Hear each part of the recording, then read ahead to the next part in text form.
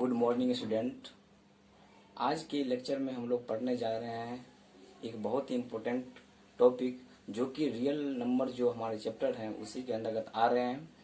Real number में हम लोग पढ़े थे कि रियल नंबर क्या होता है, प्राइम नंबर क्या होता है, और हम पढ़े थे होल नंबर क्या होता है, कंपोजिट नंबर क्या होता है। इस सारे नंबर्स के बारे में हम लोग बहुत ही अच्छी तरीक़ा से पढ़ लिए हैं। ये रियल नंबर्स के चैप्टर में जितने भी हम लोग पढ़े हैं, जिसमें हम सर्वप्रथम एक थ्योरम पढ़े थे जिसे यूक्लिड्स डिवीजन लेमा थ्योरम कहते हैं, उसका यूज करके हम लोग ने बहुत सारे स्टेटमेंट को प्रूव किए थे। और जो पिछले टॉपिक थे उसमें हम लोगों ने एचसीएफ कैलकुलेट किए थे इस थ्योरम के यूज करके। अब हम लोग इसी चैप्टर में आगे बढ़ते हैं और एक बहुत ही इम्पोर्टेंट थ्योरम है जिसके यूज करके हम किस तरह से कोई भी नंबर होता है उसका प्राइम फैक्टराइजेशन कैसे करेंगे, वो प्राइम जो फैक्टर्स होगा जो यूनिक होगा, इस सारे बातों को हम इस चैप्टर में पढ़ेंगे। ये थ्योरम, इस थ्योरम को फंडामेंटल थ्योरम ऑफ अर्थमेटिक कहते हैं और दूसरा इसका नाम है प्राइम फैक्टराइजेशन थ्योरम और इसे हम यूनिक फैक्टराइजेशन थ्योरम भी कहते हैं। इस चैप्टर में जो हम सेकेंड टॉपिक पढ़ेंगे वो किस प्रकार से हम एचसीएफ और एलसीएम कैलकुलेट करेंगे अगर किसी ये जो थ्योरम दिया गया है प्राइम फैक्टराइजेशन थ्योरम इसके यूज करके।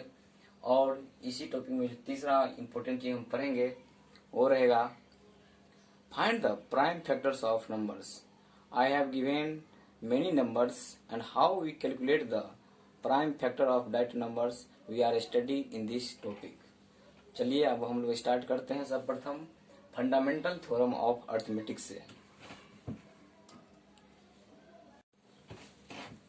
चलिए यहाँ फंडामेंटल थ्योरम ऑफ अर्थमेटिक का स्टेटमेंट के बारे में हम जानना चाहेंगे।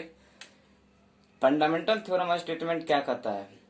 क्योंकि ये प्रकार की थ्योरी है जो जिसकी मदद से हम बहुत सारे ऐसे संख्याएं होंगे, बहुत सारा ऐसे नंबर होगा जिसका हम क्या करेंगे, इसकी मदद से उस अगर कोई भी स्टेटमेंट दिया गया है तो उसको हम प्रूव करने की कोशिश करेंगे, या और बहुत सारे ऐसे नंबर होंगे जिसको अगर हमें इसकी मदद से हम उसका कैलकुलेट करेंगे, एचसीएफ कैलकुलेट करेंगे या एलसीएम कैलकुलेट करेंगे, या इस थ्योरम के यूज करके हम बहुत सारे नंबर का प्राइम फैक्टर निकालने का कोशिश करेंगे। चलिए हम लोग अब देखते हैं कि फंडामेंटल थ्योरम ऑफ अर्थमेटिक क्या कहता है। यह थ्योरम बेसिकली हमें कहता है कि अगर कोई भी हमारे पास कंपोजिट नंबर है, कंपोजिट नंबर मीन्स ऐसा नंबर जो अपने आप से डिवाइड हो, एक से डिवाइड हो और कोई और अदर नंबर से डिवाइड हो, तो उसे हम कंपोजिट नंबर कहेंगे। मीन्स कंपोजिट नंबर के लिए कोई भी संख्या को हम कंपोजिट नंबर तभी कहेंगे जब उस संख्या का मिनिमम 3 फैक्टर होना चाहिए।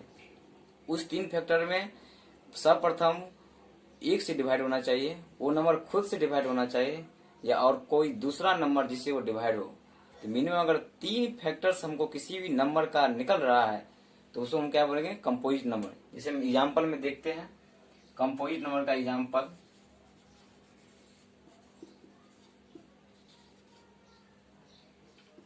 जैसे कि हमने कहा कि इसका 3 फैक्टर होना चाहिए। अगर कोई भी हम संख्या लेते हैं जैसे 12, क्या यह कंपोजिट नंबर होगा? ये कंपोजिट नंबर होगा या नहीं, इसके लिए हमने जो आपको बताया है उस अगर स्टेटमेंट को ये प्रूव करता है तो ये कंपोजिट नंबर होगा।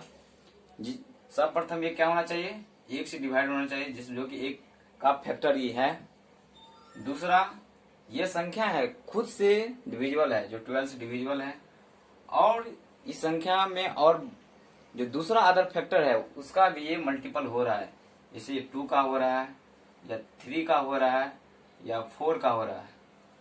तो यहाँ पर हम बोले थे कि कंपोजिट नंबर होने के लिए इसका मिनिमम 3 फैक्टर होना चाहिए, जो कि ये संख्या उसको प्रूव करता है।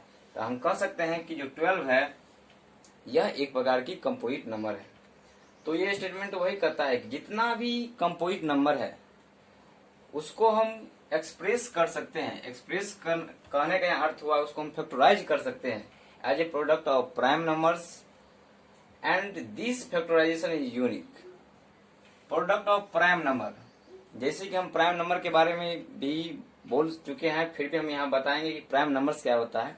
ऐसा नंबर जो खुद से और एक का दो संख्या से अगर वो डिविजुअल है, मीन्स कोई भी संख्या जिसका 2 फैक्टर है तो हम कह सकते हैं कि वो प्राइम नंबर है। यहाँ पर एग्जाम्पल देखेंगे प्राइम नंबर का, जो क्या है कि हम बोले हैं कि कहेंगे 1, क्या ये प्राइम नंबर है? ये प्राइम नंबर नहीं है, क्योंकि हम स्टेटमेंट में बोले हैं कि कोई भी संख्या जो 1 और खुद का अगर वो फैक्टर है तो क्या होगा, वो संख्या प्राइम नंबर कहलाएंगे। 1 में क्या होगा कि खुद से तो है, ये एक एक्सेप्शनल नंबर है जो क्या है कि इसका एक ही फैक्टर निकलता है, वो इटसेल्फ। इसीलिए ये क्या कह सकते हैं, ये एक प्राइम नंबर नहीं है। अगर हम 2 लेते हैं, 2 एक क्या है, प्राइम नंबर है। क्यों? क्योंकि इसमें ये 1 से डिविजिबल है और इटसेल्फ जो 2 नंबर है उससे भी डिविजिबल है, तो हम कह सकते हैं कि ये एक प्राइम नंबर है। इसी तरीका से 4 लेंगे, क्या ये प्राइम नंबर है? तो यहाँ हम देखेंगे कि 4 जो कि 1 से डिविजिबल है, खुद से डिविजिबल है और इसका अदर फैक्टर 2 भी निकल जा रहा है जिससे ये डिविजिबल हो रहा है, इसीलिए 4 क्या है कि प्राइम नंबर नहीं है। तो क्या प्राइम नंबर 3? यहाँ हम देखते हैं कि 3 जो नंबर है ये 1 का फैक्टर है और ये खुद का फैक्टर है और इसका कोई और फैक्टर नहीं निकल रहा है, अतः हम कहेंगे कि 3 क्या है, प्राइम नंबर है। तो इस स्टेटमेंट के अनुसार अगर कोई भी कंपोजिट नंबर है जिसको हम एक्सप्रेस कर सकते हैं, फैक्टराइज कर सकते हैं प्राइम नंबर के रूप में, ये जो प्राइम नंबर होगा, जो जिसको हम फैक्टराइज करेंगे जिस फॉर्म में प्राइम नंबर के रूप में, वो एक यूनिक होगा। क्या होगा? वो एक यूनिक नंबर होगा। यूनिक कहने का अर्थ हुआ अगर कोई भी नंबर है जिसको हम, जो कोई भी कंपोजिट नंबर है, अगर उसका हम फैक्टराइजेशन करते हैं तो फैक्टराइजेशन करने के बाद जो कि प्राइम नंबर के रूप में रहेगा वो एक यूनिक संख्या होगा। Apart from the order in which the prime factors occurs. इसका कहने का अर्थ हुआ कि जो प्राइम फैक्टर हम किसी भी कंपोजिट नंबर का निकालेंगे तो वो किसी भी ऑर्डर में हो सकता है, लेकिन हम अपनी सुविधा के लिए उसको असेंडिंग या डिसेंडिंग ऑर्डर में लिखने की कोशिश करेंगे। चलिए हम एक बार और स्टेटमेंट के बारे में पूरा बताते हैं। जो फंडामेंटल थ्योरम ऑफ अर्थमेटिक है, यह हमें बताता है कि अगर कोई भी कंपोजिट नंबर है उसको हम एक्सप्रेस कर सकते हैं factorization as a product of primes number, and this factorisation is unique. और ये जो फैक्टराइजेशन होगा ये यूनिक होगा apart from the order in which the prime factor अकर।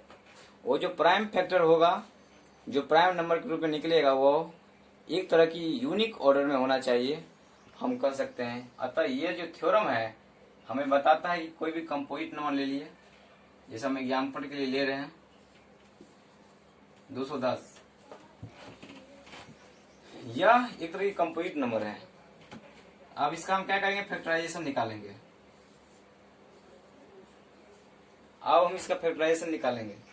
सर्वप्रथम क्या करेंगे, ये 2 जो सबसे मिनिमम नंबर है, जो प्राइम नंबर है, यहाँ पर हम 1 क्यों नहीं लिए, क्योंकि 1 से ये डिविजन हो सकता था, लेकिन हम 1 इसीलिए लिए क्योंकि 1 क्या है, प्राइम नंबर नहीं है। जबकि ये थ्योरम कहता है कि अगर कोई भी कंपोजिट नंबर होगा तो क्या होगा, प्राइम नंबर के फैक्टर होगा। तो सबसे छोटा जो हम लेंगे 2 जो कि प्राइम नंबर है, इसे हम इसको डिवाइड करेंगे तो 105 हुआ। फिर हम देखते हैं अब 2 के बाद जो इससे अगला जो प्राइम नंबर होगा वो क्या होगा, 3।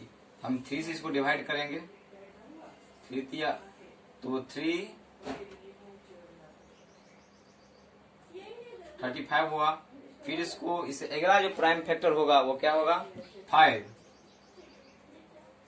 तो 5 7, और फिर इसका अगला जो होगा वो 7 फिर 1। तो यहाँ जो 210 जो एक कंपोजिट नंबर है उसको हम प्राइम फैक्टर्स के रूप में लिख लिया है। तो अब हम लोग देखते हैं इसको हम क्या करेंगे, एक ऑर्डर में सजाएंगे, क्योंकि यहाँ जो ये कंपोजिट नंबर लिखे हैं इसका जो भी अगर हम फैक्टराइजेशन किए हैं तो यहाँ हम देख रहे हैं 2 3 5 7 ये सारे के सारे क्या है, प्राइम फैक्टर के रूप में ही फैक्टराइज हुआ है। तो हम लिखेंगे 2 इंटू 3 इंटू 5 इंटू 7। यहाँ जो हम देखे हैं कि 210 जो कि एक प्रकार की क्या है, कंपोजिट नंबर है। ये जो कंपोजिट नंबर है इसका जब हम फैक्टराइजेशन किए तो केवल और केवल सभी ये प्राइम नंबर के फैक्टर ही निकला।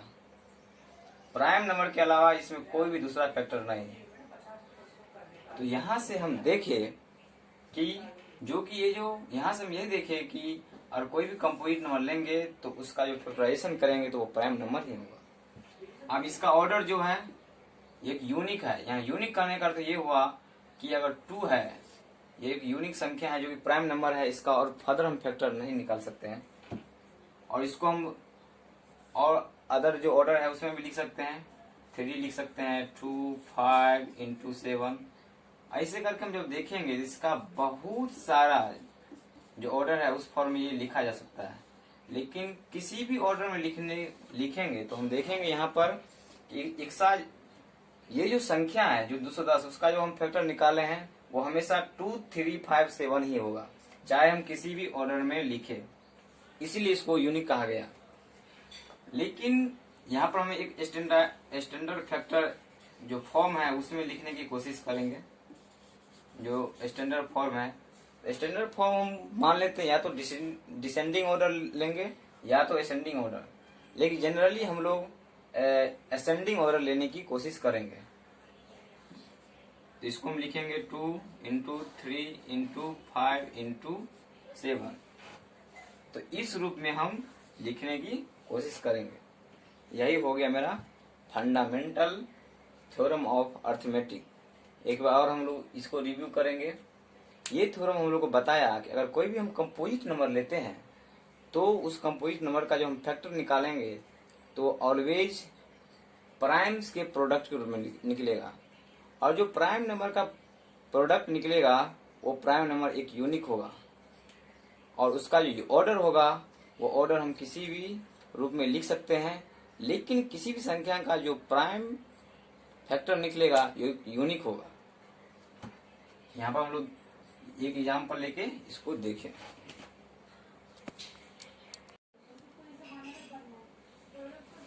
इसी प्रकार से हम कोई एक और एग्जाम्पल लेते हैं 164।